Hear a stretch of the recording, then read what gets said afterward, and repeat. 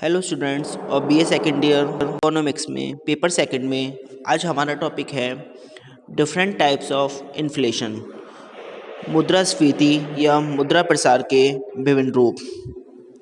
इसमें सुनिए,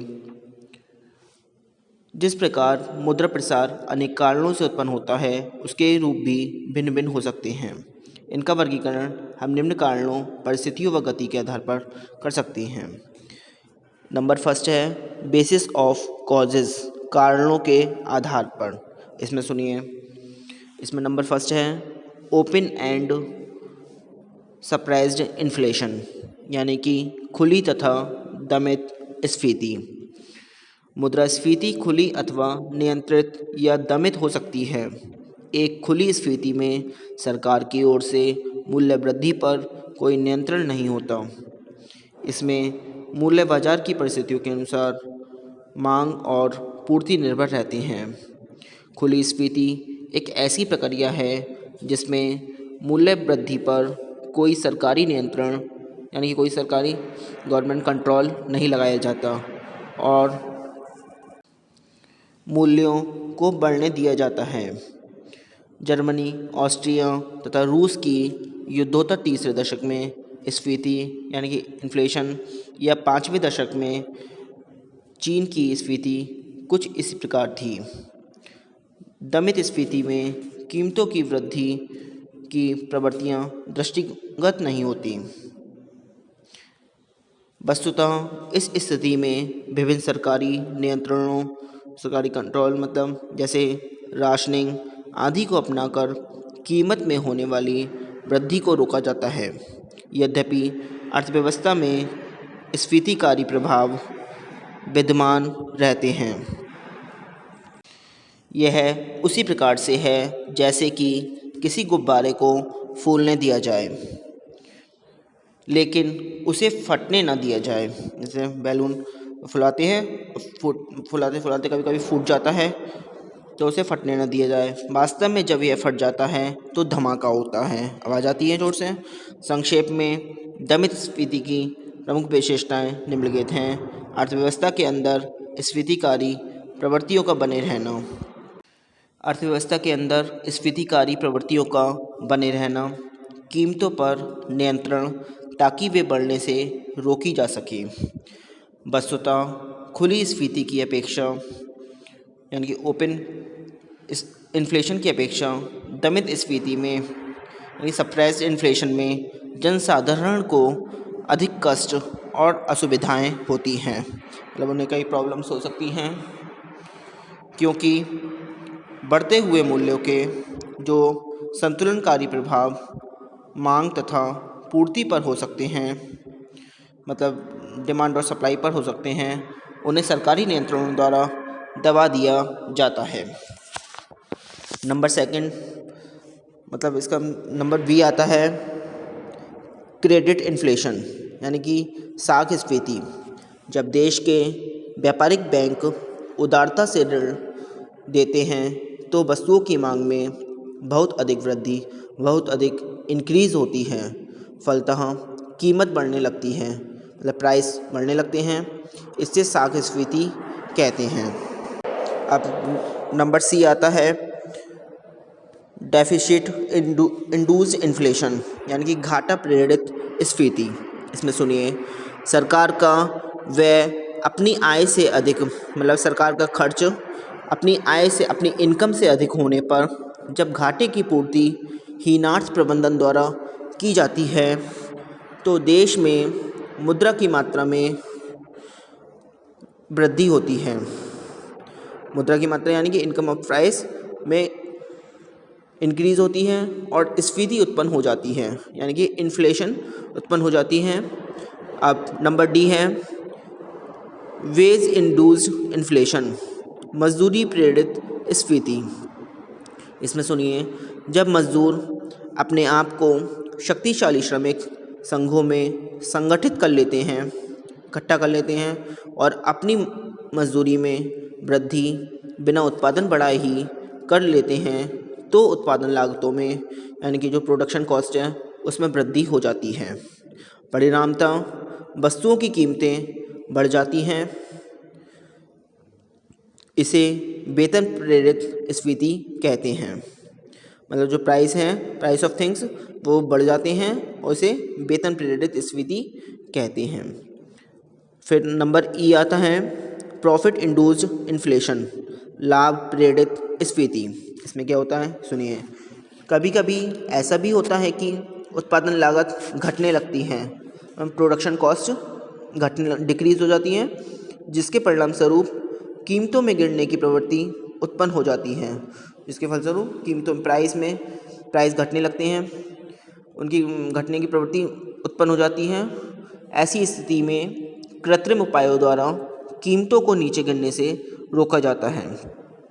जो प्राइस हैं उनको नीचे गिरने से रोका जाता है, तो उनको कम नहीं किया जाता है, कम करने नहीं दिया जाता, तो उत्पादकों के लाभ में वृद्धि होती है, उनके प्रोडक्शन के जो प्रॉफिट है उसमें इंक्रीज होती है। इस प्रकार की स्फीति को कीन्स ने लाभ प्रेरित स्फीति कहा है।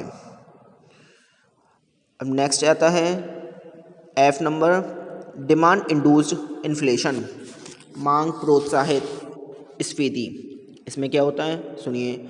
जिन देशों की जनसंख्या, मतलब जिन देशों की पॉपुलेशन तीव्र गति से बढ़ रही है और एकदम फास्ट रूप से बढ़ रही है, वहाँ वस्तुओं और सेवाओं की मांग में बहुत तीव्र गति से वृद्धि होती है।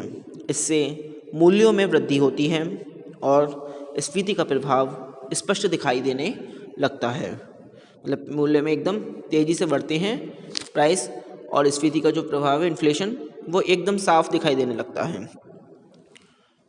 नेक्स्ट आता है नंबर जी, कॉम्प्रहेंसिव एंड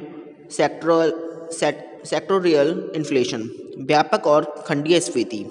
इसमें सुनिए, जब सभी वस्तुओं की कीमतों में वृद्धि हो तो व्यापक स्फीति होती है, और जब कुछ विशेष वस्तुओं की कीमतों में ही वृद्धि हो, मतलब उनके प्राइस में इंक्रीज हो, तो खंडीय स्फीति की स्थिति होती है। खंडीय स्फीति यानी कि सेक्टोरियल इन्फ्लेशन, खंडीय स्फीति की स्थिति प्रायः अस्थायी प्रकार की होती है, मतलब वो फिक्स नहीं होती है। नेक्स्ट है नंबर एच, फुल और पार्टियल इन्फ्लेशन, पूर्ण स्फीति व आंशिक स्फीति। पूर्ण रोजगार की अवस्था से पूर्व मुद्रा की मात्रा में वृद्धि होने के परिणाम स्वरूप, जो इंक्रीज होने के परिणाम स्वरूप कीमत स्तर में जो वृद्धि होती है उसे आंशिक स्फीति कहते हैं, मतलब पार्टियल इन्फ्लेशन कहते हैं। और पूर्ण रोजगार के उपरांत कीमतों में जो वृद्धि होती है, जो पूर्ण रोजगार यानी कि फुल एम्प्लॉयमेंट के उपरांत कीमतों में जो वृद्धि होती है उसे पूर्ण स्फीति कहते हैं, यानी कि फुल इन्फ्लेशन कहते हैं। अब नंबर सेकंड आता है बेसिस ऑफ सर्कमस्टेंसेस, परिस्थितियों के आधार पर। इसमें क्या होता है सुनिए। नंबर ए आता है वार टाइम इन्फ्लेशन, युद्धकालीन मुद्रास्फीति। युद्ध के समय युद्ध के लिए अनुत्पादक व्यय तथा वस्तुओं और सेवाओं की मांग में अप्रत्याशित वृद्धि होने जाने से मूल्यों में वृद्धि हो जाने को युद्धकालीन मुद्रास्फीति कहा जाता है। जो युद्ध वगैरह होते हैं उनके युद्ध के लिए जो अनुत्पादक व्यय होते हैं, जो मतलब उत्पादक नहीं होते हैं, प्रोडक्शन नहीं होते हैं, तथा वस्तुओं और सेवाओं की जो मांग में अप्रत्याशित वृद्धि हो जाने से मूल्यों में वृद्धि हो जाने को युद्धकालीन मुद्रास्फीति कहते हैं, यानी कि वार टाइम इन्फ्लेशन कहते हैं। नेक्स्ट आता है नंबर बी, पोस्ट वार इन्फ्लेशन, युद्धोत्तरकालीन स्फीति। युद्ध के समाप्त हो जाने के बाद जब युद्ध जर्जरित अर्थव्यवस्था के जो ये अर्थव्यवस्था है उसके पुनर्निर्माण के लिए भारी मात्रा में पूंजी विनियोजन किया जाता है, तो वस्तुओं और सेवाओं की पूर्ति में तत्काल वृद्धि नहीं होती, मतलब तुरंत इंक्रीज नहीं होती, फलतः मूल्यों में वृद्धि हो जाती है। इसे युद्धोत्तरकालीन मुद्रास्फीति कहती हैं, मतलब पोस्ट वार इन्फ्लेशन कहते हैं।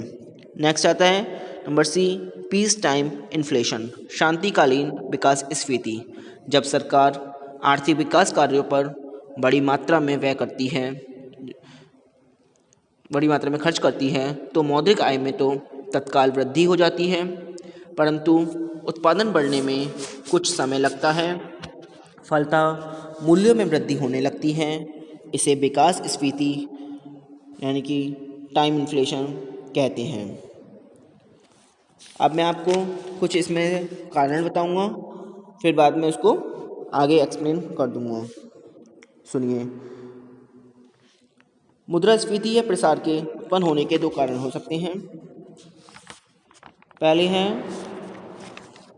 मांग वृद्धि स्फीति यानी कि इंक्रीज डिमांड इन्फ्लेशन।